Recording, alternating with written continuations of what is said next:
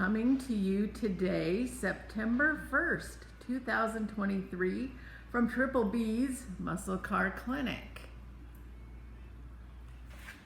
Hello, the doctor is in. Have you ever stumbled around, balancing carburetors properly? And I've been around a lot of motorcycles, been around a lot of multiple carb systems.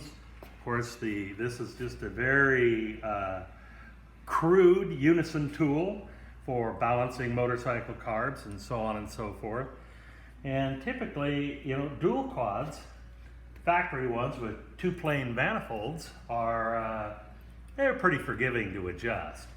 But you get this is a tunnel wedge from Bear Block Motors, and it is a plenum ram, but a very short one, and a tunnel ram would have some of the same characteristics.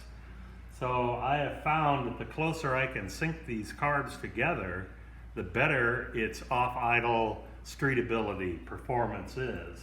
And so one thing I'll point out to you is when you're doing this, you want to make sure you disconnect the carburetors from each other, so when you're working with the throttle stop screws, you're not affecting both at the same time. Also, a lot of people don't know, but Holleys have secondary stop screws for this.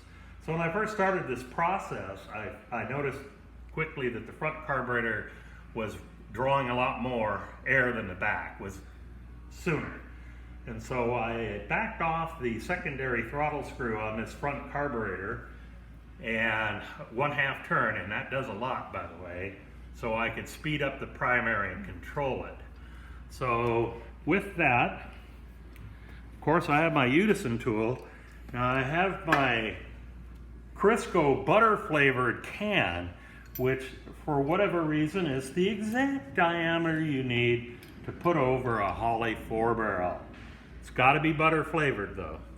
So I had to drill a few relief holes in here because this idles at 1500 RPM, and I had the unison all the way open.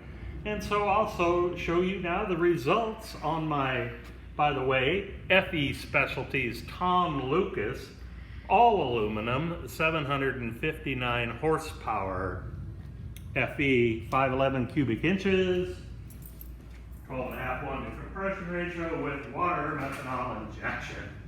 And with that, we'll start it up. Plug your ears.